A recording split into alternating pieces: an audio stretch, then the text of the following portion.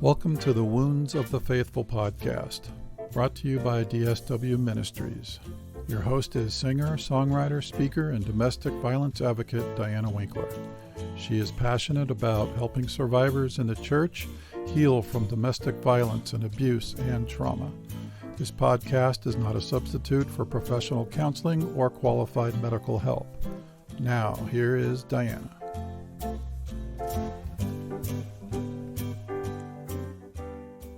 Welcome back, everybody, to part 2 of my conversation with David Chotka. I thought that part 1 was amazing. We got to know him, his ministry, and his childhood, and the suffering that his father and grandfather went through, his grandmother. And so we're going to hear more stories about his ministry and healing. We're going to talk about a lot more about healing and prayer. And so I'm not going to repeat his bio. If you didn't listen to part 1, go back and start there because you will miss the context and a lot of important information. So without further ado, here is part 2 of my conversation with David Chotka. Well, I'm glad that you gave your perspective for Ravi Zacharias. Because there are preachers that defend this man, of course, post-mortem, but and then I have dear preacher friends who I love to death say, oh, well, he just fell and any of us can fall. Well, no, I disagree with that. If it was a one-off and there was a weak lady and a weak man and they wound up doing something once, you look him in the eye and you say to him, that was stupid. That's it. And you put the two of them together and you tell the partners of the two people, and then you take them out and you get them well again. That did not. Well, it didn't happen. It was a pattern. No, it was a pattern. It wasn't just a one-off. He was abusing those girls and deceiving not only his congregation and all the people that bought his books and watched him on TV or the radio. He deceived his wife. He had been doing this for years. And he was using doctor with his name and didn't have a doctorate.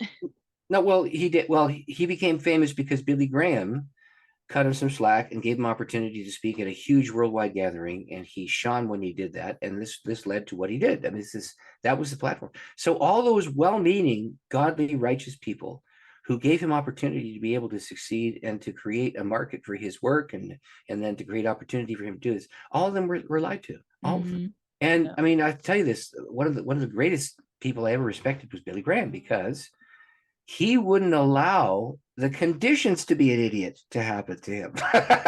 Right. He had a rule, So I love Billy Graham. So he published his tax returns, and he refused the offerings, and then he would not meet with a female alone under any circumstances whatsoever. And he would always be accompanied wherever he went. I mean, this guy was wise. Yes. And so, I mean, so I am the recipient. Let me just type about that, man. So he established the Billy Graham Schools of Evangelism. I've attended 3 of those. As a result, I became more adept at what I was doing with that.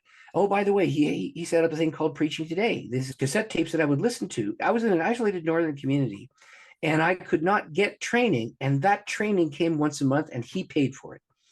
And so then I went to Gordon Conwell Theological Seminary. It was founded by Billy Graham's family, and I got my doctoral work done because Billy Graham's family created that thing. And so, I mean, we're talking, I could keep telling, he created Leadership Magazine, and I would read Leadership Magazine from cover to cover because I wanted to get professional help around becoming a better person in the organization of my church or my congregation, or I wanted to learn some micro skill around what it was that was done. And I read those magazines faithfully. He created Christianity Today, and that magazine became a marvelous opportunity for people to be able to learn and to grow. And it was designed for the popular market. And to this day, the things that he established to create blessing for generations to come still stand. Yes. And he died with integrity. He did. We need more of those. Oh, I miss him so much. And I remember somebody told me that back in the day when there was segregation in all the places that he would preach at in his crusades, they had ropes for the black attendees, and then here the weights were over here, and he went down himself and took those ropes down. He said, there will be no segregation in my crusades. This is not That's what correct. God would want. And he had a guy named Ralph Bell, who was a black guy, who was one of his alternate preachers. Mm-hmm. And Ralph Bell was a Canadian. He was from St. Catharines, my hometown. And so, neat. Yeah. So, I mean, there was this warm bond. He liked Canadians. So his sister married Leighton Ford, who was a Presbyterian pastor from Chatham, Ontario, and I served in Chatham, Ontario. So this whole Canadian connection happened with him, Canadian-American connection. But regardless of that, the point is that when you meet someone with integrity, it's a marvelous thing. Mm-hmm. When you meet somebody who claims to have integrity and you find out there's a slimy story, it destroys trust. And so my reason for writing the Healing Prayer book was because there's, by the way, the fellow who's my co-writer is a man of great integrity. His name is Maxie Dunnam. He was the head of the upper room, and he wrote 50 books. And yes, it was. And he was the head of Asbury Theological Seminary. And that man was the second reader of my thesis on this that led to the writing of this book. And when I was doing some work with him, in the course of time, it became clear that he and I needed to put this book together and create this so that we could become people who would train people how to get to the place where they could receive physical healing, mental and emotional healing, spiritual healing, and not be abusive in the process. Mm-hmm. So we have a chapter on pitfalls to avoid. Nothing worse than taking up somebody who's broken and saying they don't have enough faith. Nothing worse than coming alongside somebody who's been wounded or hurt or beat down and tell them they have a sin issue. That's the problem. That's why. Nothing worse. No. So Maxie and I have created a resource that's designed to teach people gentleness as they approach those who are in desperate need of prayer for healing. Mm-hmm. And so we want to train teams in churches and train people to be able to do this, and to have an expectation that God is a supernatural God, and that miraculous intervention does happen from time to time. And so also does Holy Mystery, where you don't understand why something is not happening. So my family's an example of that. My wife was miraculously healed of FSH muscular dystrophy in front of 650 witnesses when we gone to help the helpless. So we went to Africa. That was in Uganda. That was in Uganda. No, actually, no. The speaker was from Uganda. He came to my church. Oh. So here's what happened. So my church, Spruce Grove Alliance Church in Edmonton, just outside of Edmonton, Alberta, was invited by 2 American congregations to take part in the rebuilding of the shattered ruins of Uganda, because D.Min had been there and he devastated the country. And then Joseph Kony in the north had created that Lord's Resistance Army, and the Lord had nothing to do with it. It was evil in every sense of the word. I met people whose hands were cut off and whose noses were cut off and whose tongues were cut out and whose eyes were gouged out by this madman. And there had been no education for 20 years, especially in the north. So my congregation took it upon ourselves that I would train the Ugandans, and so would Fred Hartley, and so would Mike Plunkett. Mike went to Gulu, I went to Arua, and Fred went to Kampala. And the 3 of us did this for a 3-year run. And we took teams with us to build infrastructure, and I would train pastors and leaders, and we would do evangelistic crusade events and so on and so forth. And that was the combination that we did. Anyway, we spent a lot of money. So we trained in my church alone, dealing with the group in Arua, Uganda, trained 750 to 1,000 pastors, and we'd pay their expenses while they were studying and learning. Now, of course, in Africa, it's cheaper, but still. Sure. That's a lot of mouths to feed. It's a place you have to rent to make sure that they have a place to sleep. We had resources to give them. And so we gave them my Power Praying book. They were the first ones to receive that. And the intention there was that we were trying to help them rebuild. The guy who'd founded this, he wanted to know when I would fly him in to preach in my church. So very much the tribal society African, And so I remember going into my elder board and saying, well, look, I got this note. What should we do about this? And they said, well, he's invited himself at the wrong time of the year. He wants to come in the summer, and there's nobody around in the summer. He needs to come in the winter when we have regular attendance. I said, yeah. And I said, but he's a tribal society Ugandan. He acts like he's the head of the tribe, and he bosses people around. And I said, I've watched them. They shine his shoes when he walks down the street. This is what they do. He said, well, is he someone who could teach us? I said, oh man, amazing things happen when this guy preaches. It's just amazing. So we agreed that we would fly him in. And my wife had been afflicted with this thing called FSH muscular dystrophy. Her mother had it. She's in heaven now. Her sister has it. Her niece has it. And actually, right now it's famous because in the United States, the guy who founded Lululemon, he has FSH muscular dystrophy. He's 62, 63, something like that. He just made a major gift, like $100 million US to the Muscular Dystrophy Society to look for a medical cure for that. And right now there is none. But let me describe the trajectory of that disease. It starts when you're between 16 and 20. You look quite ordinary and normal, but your face starts to sag. So you can't use your mouth muscles. So it looks like you're never smiling. You can't whistle because your mouth doesn't work that way. Then your shoulder blades get rounded. Your shoulder blades go up. Your shoulders get rounded. You're in chronic pain between 16 and 20. If you damage a muscle, you never get it back.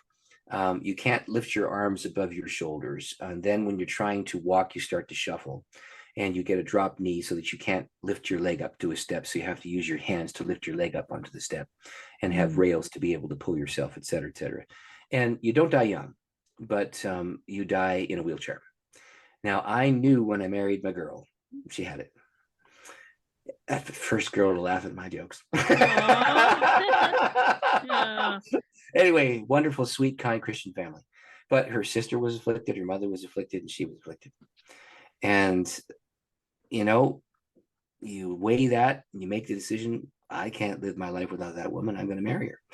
So you do, and we did. And she starts to decline. And I'm starting to travel quite a lot. And exactly as my father saw in that vision, I was starting to do this. I was going from I preached in 17 nations so far. I'm going to number 18 this fall. Going to be in Vietnam to preach to the Vietnamese Alliance there because they have been under the communist thumb, and we finally got opportunity to go and help them. I'm going to go. Anyway, so I'm doing this, and she's hardly able to get out of the bed in the morning. And it was very strange because I would pray for people and they'd get better. And I'd pray for my wife and she didn't. So teams of people go to Uganda, and we had 3 services in a weekend. At a Saturday night, that was least attended because, that was the ones who wanted to sleep in the next day. And there wasn't a really strong Sunday school for that particular group at first. So we had 100 people at that service. But they were just absolutely transfixed by this guy's stories. He was telling deliverance from death war stories, Yes, he was talking about people praying and somebody's life being spared. He's talking about what they did to defeat Coney. He talked about the prayer movement of the church. He told the story of 300,000 intercessors praying for the Ugandan army in the streets of Kampala when the army was fighting Joseph Kony, and Kony losing when they prayed, and then Kony winning when they didn't pray, and this amazing union between the intercessors in the streets of Kampala and the parliament and the army. And it was just incredible stories. And so at the end of the Saturday service, all 100 of those people walked up to us and said, tell more stories tomorrow. We're coming. So we had a 9 o'clock and we had 11 o'clock, right? So the Saturday nighters get up after they've heard him and they've invited their friends. And so 9 was usually about 2/3 full. And now it's packed. It's full. He's telling more of these deliverance from death war stories, and everybody's on the edge of their seats. Isn't this amazing and incredible? And then they spill over into the 11, which is usually the full one. And now it's standing room only. That sanctuary sat about 450 people. And there had to be 650 in that sanctuary, lined along the walls and up and down the stairs. Oh, man. And out into the overflow. And it was just this busy, like full. And so he's in the pulpit and he's preaching. And he looks at me and he says with his thick Ugandan accent, David, what is M.A.? M.A., Master of Arts. I don't know. That's what I said. And then he said, no, something's terribly wrong. And he puts his head in the pulpit and he starts to pray in silence. Everybody's waiting for the end of the war story because somebody's life's in danger and he hasn't got to the conclusion. And he stopped this thing in the middle. And then he looks up and he says this, it's a wasting muscle disease. It starts in your head and it causes your face to sag. And then your shoulders get rounded. Your shoulder blades go out of position. You're in chronic pain between 16 and 20. If you damage a muscle, you'll never get it back again. This was an uneducated tribal society guy from Uganda giving an exact medical description of my wife's FSH muscular dystrophy. And I turn and look at her and he says this as I'm looking at her. Whoever has this, Jesus has just healed you. And her arms went above her head for the first time in decades. Wow. All the pain vanished from her body instantly in front of a crowd of our friends and family in a church that we'd served for 5 years. Wow. They all knew us. They knew us. So, I mean, everybody is in awe at this. And there's more stories that I can tell you about. I'm telling you the one that's personal to me. And that story is included in the Healing Prayer Book. But we had made a decision. We would pray for people and they get better. But she was declining as she was praying for people as they got better. Mm-hmm. And there was this really kind of strange taste in our mouths, you know. And so we made this decision to seek the healer, not the healing. And it was when we did that this thing happened. And so here's what, so we had guests who'd come to hear this guy. And our home was about a mile from the church. So we get in the car, we drive home. And the plan was that I would get on the step stool to take down the heavy pots and pans from the top shelves so that she could cook the lunch for the guests that we had in the home, including the guest speaker. And she pushes me out of the way. She stands on the thing and she brings down the heavy pots and pans from the top shelves herself. She does it herself. She had not been able to do that The little things for fully a decade. Oh, it was just this incredible thing. Now, our doctor had known her for 5 years. Mm-hmm. He watched her for 3 more. And then he wrote the note and said, all traces of FSH muscular dystrophy have vanished from this woman. So she's completely healed now. Completely healed. Completely healed. She grows muscle tissue. So in the book, Ooh. Yes, that's impossible. That's genetic transformation. I mean, I work for a hospital, so that's an amazing story. So you know what I'm talking about with FSH muscular dystrophy. You know this. Yeah. So now the book describes 5 pathways to a remedy. The first is the instant heal. I just told you an instant heal story. So that one's in the middle of the book. I believe that natural healing is miraculous. My wife did not used to be able to grow muscle tissue. If she damaged a muscle, it would never return. And now when she damages a muscle, and that happens from time to time, it grows back. Wow. That's impossible. So I believe natural healing is a miracle. Then there's what I call the pathway to a remedy, where somebody's done research because their kid sister died of leukemia. And they have spent their life trying to figure out some adaptive therapy or some etiology, some trajectory for healing or whatever. And listen, if somebody spends 20 years of their life looking for a solution, take the gift. So I see the pathway to a remedy is just as important as the instant heal and natural heal. Then there's this thing that happens to lots and lots and lots of people. There's a suffering that seems to have no good reason. And when it's done, you don't know why you went through it, but you've discovered you're different. And it's important to go through. And you don't want to say that God did that, but there's this kind of thing. So we name that as a legitimate pathway to people who are godly, righteous people who are seeking the Lord for healing. And last of all, there's this miraculous crossing called death, where we go into the presence of God himself. And so those 5 things are held forth as appropriate and proper pathways for people who are seeking healing prayer. And sometimes they overlap. So it's like this. Science works like this. There's a cause, there's an effect. This is the trajectory. Here's the cure. And some scientists has investigated many, many times. They put a hypothesis together. They see whether or not this particular kind of antibiotic treats this particular thing. What's the trajectory of the disease? They've figured out how many doses is necessary, and they create the scientific enterprise that leads to that cure. Okay, faith is God's miraculous intervention inside the flow of time and space. And the Lord intervenes miraculously, and it's amazing. And sometimes the paths are separate, and sometimes they overlap like this. And you will have a partial heal and a pathway to a remedy. And when they start the trajectory toward the pathway to the remedy, suddenly there's a miraculous transformation. Then you go through a season where you don't understand why you're in that thing, and then suddenly you're well. All of those intertwine together. And so the book speaks of the intertwining of all 5 of those trajectories. So what did her family think about her healing? And well, they it's interested astonished. Yes, astonished. And now they said, well, maybe you never had it. Obviously she did, if it ran in her family. Yes, I'll just tell you this. I used to have to go around the side of the bed. She would put her arms on my shoulders. I would lift her up and then walk her to the shower so she could get hot water on her so she'd be limber enough to be able to take care of the kids while I went about my work. You don't have to persuade me that it's real.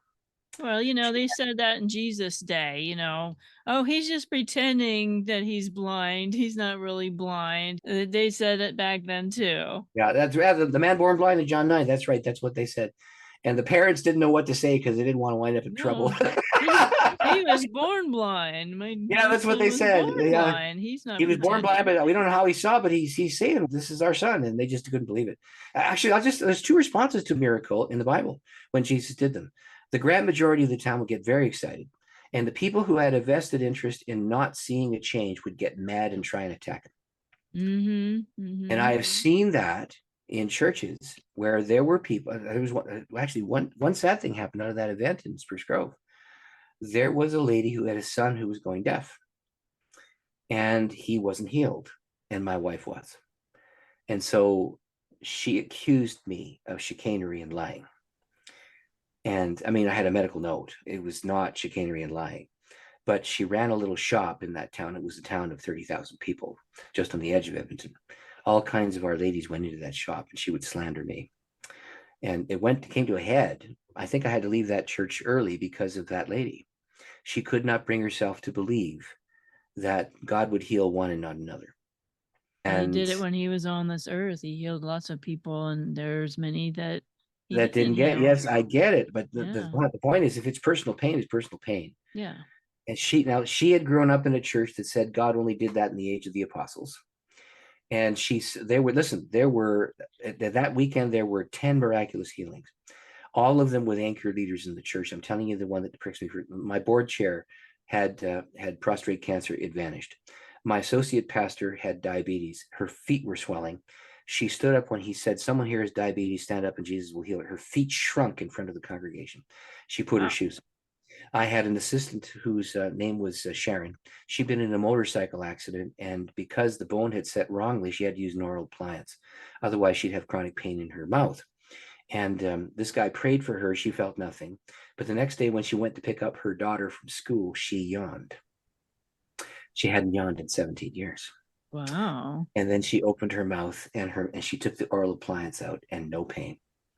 No pain. It's amazing. It was just this incredible. It was all anchor people. They weren't the crazies who came in to check this guy out. These were anchor members of the church. There was one guy who'd been an international worker. He'd been a missionary to Africa, and he was healed of his belly, some sort of a belly issue. There was a lady who was a pastor who was working up the street at the church down the road, and she brought her friend, and her friend was an anchor worker at Beulah Alliance Church, and she was miraculously healed. And these stories keep going on and on and on. That event launched a whole new study for me about the frequency of prayer for healing and how it needs to be ordinary. And so actually, I just read this to you. I'll read this to your audience because 2 months ago, I was preaching in a church here in Windsor. I'm no longer the lead pastor of a local church. And so I got invited to speak at one of these churches, Windsor Christian Fellowship. I was working in my office about a week ago in the doldrums because, my job is now sitting in front of a computer instead of, being with people and preaching once a week, right? And so I'm sitting here and suddenly my phone goes ding and I look over and here's what it says. "Good afternoon, Pastor David. I just wanted to send you a quick message. I met you a few months ago at a service you did at Windsor Christian Fellowship in Windsor. Afterwards, you prayed over me and my children as I was going through stage 3 cervical cancer with a 7-centimeter tumor." So I think that's 3.5 inches. 7-centimeter tumor that they couldn't operate on. That's very serious. Mm-hmm. He prayed. "I went to the hospital yesterday, and by a miracle, the tumor is completely gone and they can't detect any cancer." Wow. I got that note a week ago. Wow. Right on Something your that phone. just happened. Yeah. Now that was a single mom who had to leave her guy because of trouble. And I'll just say this to you. The Lord rises in compassion for the helpless. And when someone like that she's got these 3 kids. And when she came to the front, she said, "Look, I got these 3 kids. I got cancer. Who's going to raise these kids?" That's what she said. So I started to pray for those 3 kids and didn't feel much. And then this is one of the most important things I say in the book. There are signals to tell you that you're in the middle of a healing prayer moment where God's active. When you're in the middle of that, 3 things grow inside of you: righteousness, which is the sweet walk with Christ; peace, which is internal serenity, waxing large, and joy, which is internal celebration despite external circumstance.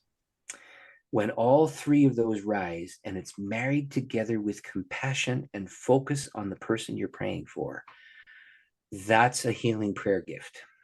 You pray into what it is that God is doing rather than beg him for him to be intervening. And in the case of that lady, I felt that when I prayed for her. And I didn't know that, of course, I'm not her pastor. I was a guest preacher in the church. And I got this note because she looked me up after it happened and this amazing thing took place. I do believe that we are to learn how to pay attention to those signals. This works for emotional healing. This works for mental healing. This works for physical healing. This works for social wounds that have come to you. This deals with the wounds of the faithful, if I can use the name of your podcast. This works for any kind of wound. The Lord wants us well. And when you are on the wrong side of being in an abusive situation, God rises to defend. He does. I'm going to back this up to one of the first that happened to me again. I'll tell you one more story. Way back in the days when I was pastoring a little church in northern Alberta, my first church was in a little town called Lac-la-Biche. It's not the end of the world, but you can see it from there. That town had 2,500 people in it. That was my first assignment. And I had a little church. And there was a lady who showed up. She's a single mom with 2 kids. And the boys were 10 and 12, and she was about 30, somewhere in that range. Anyway, she shows up and she stands at the back of the church watching the boys. And I thought, that's a good mom. She's watching those boys to make sure they behave. But she'd always stand. And then she'd leave, take the 2 boys in tow, and she came faithfully. And then she came to Bible study. Then she came to membership class. Then she came to a prayer meeting. And I noticed she was always standing or lying down. I said, what's wrong? And she said, I have terrible back trouble. They've actually created a stand for me at work so I can lean against the wall and use the typewriter because I just can't sit down. I go to see the chiropractor all the time. And we're trying to avoid a back fusion, but I'm in terrible trouble and constant pain. I said, oh man, that's bad. I'm so sorry. You do whatever you want. And we'll just come alongside you. So we're doing a prayer course. Actually, it was this one here. This is my co-writer is Maxie Dunnam. And he wrote this resource to teach people how to pray. And we were using this resource. Anyway, we're in this room and there is the head of obstetrics and gynecology from the Lac-la-Biche Hospital, a nurse by the name of Lynn. There is a Catholic lady who wanted a Bible study on Sunday nights. There was a helicopter repair guy by the name of Brad. There was me, and there was this lady, Lorna. She was on the couch, and we're all learning all this prayer stuff. And she's lying on the couch while we're learning. And then I don't know if it was Lynn or Brad. One of them said, duh, we're doing this course on prayer. Maybe we should pray for Lorna. We're talking 4 weeks in, And so we thought, oh, man, that's crazy. And she had to leave her husband because he was a total and complete jerk, right? So the church was her home. That's what happened. The church became like her family to raise those kids. And it was a beautiful young church with lots of kids, and lots of young adults. And so those kids got socialized around the context of healthy families, that kind of thing. But she's in this prayer meeting. She's on her back. So I looked at the nurse who's head in charge of this hospital thing. She's beautifully medically trained. And she says, I said, what do you think, Lynn? She said, I just feel this energy flowing. What is that? I said, that's the Lord. I think he wants us to pray. He said, okay, let's pray. So I asked if I could put my hand on her shoulder, and I did. And then Brad, the Catholic lady, put her hand on her leg, and then Lynn and Brad stood up around her. One put his hand on her head, one went over and held her hand, that kind of thing. And we started to pray. And suddenly the room filled with compassion and love. And it was like the Lord's grace was focused on that girl. It was the most incredible kind of sense. And all of us felt it. The helicopter pilot, the nurse, the Catholic lady, myself, and the lady on that couch. And I said, what's happening inside of you, Lorna? And she said, oh, my spirit is soaring. I said, you want us to keep praying? Yes, please keep praying. Suddenly, I had a gift of spectacular faith. And I said, Lorna, in the name of Jesus, stand up and do deep knee bends. She jumped out of the couch and she did a deep knee bend and her back went snap and she was well. And then she ran into the sanctuary and ran around the piano. And then she came back into the room we were in, and she said, I'm healed, I'm healed, I'm healed. Then she ran the 2 blocks and got her 2 boys, and they ran back to the church. And so she was completely, totally transformed by this thing.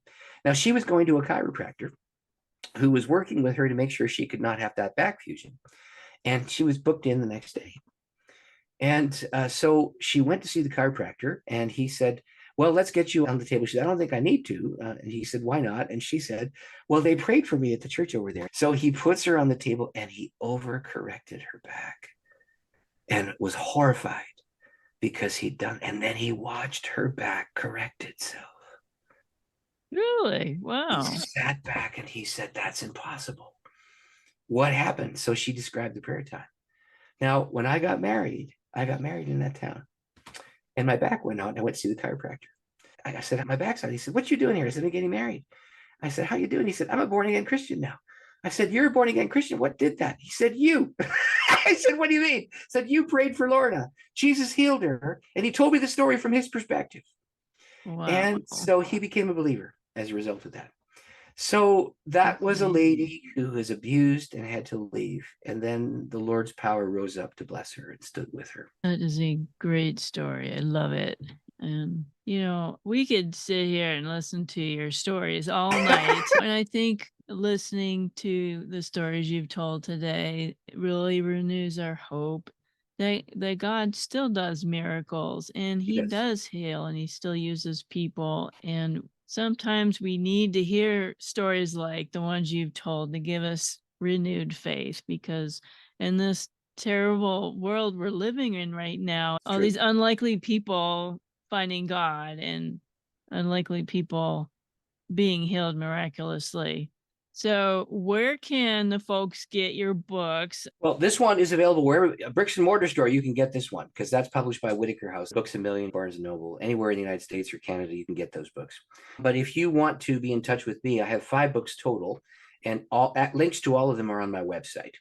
And so my website is www.spirit, like Holy Spirit, equip, like equipment, spiritequip.com. And there's links to my social media sites. There's links to podcasts that I've done before. There's links to YouTube things. I preach a weekly sermon on television locally, and then I put it on the YouTube channel. So you can watch me preach if you want to do that. I have an Instagram. I got a blog spot, a Facebook page, etc. The links are all there. LinkedIn is also there. And also you can book me there if you want to take a course with me on Zoom. Right now I'm offering a course on my book on how to hear the voice of God. So that's this one here. And the title is, Hey, are you there? It's me, God. How to listen, test, and know when God speaks. And Jack Canfield, the Chicken Soup for the Soul author, did the foreword to this book.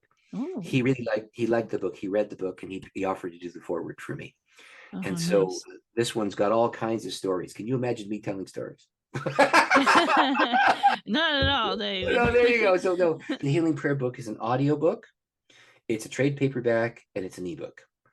And in about a month's time, there's going to be 15 videos, 1 video for each chapter, that'll be released, and it will be attached to my website as well, so that you can then get a 7 to 10 minute video where I give a take on the chapter with a study guide. And then you can use the book and learn it inside the context of your Sunday school class or in your small group or whatever. Well, I'll have all that information in the show notes for you guys. I would like to ask a favor, if you don't mind praying for our audience. I'd love to. I'm sure there's lots of needs out there for spiritual and physical healing.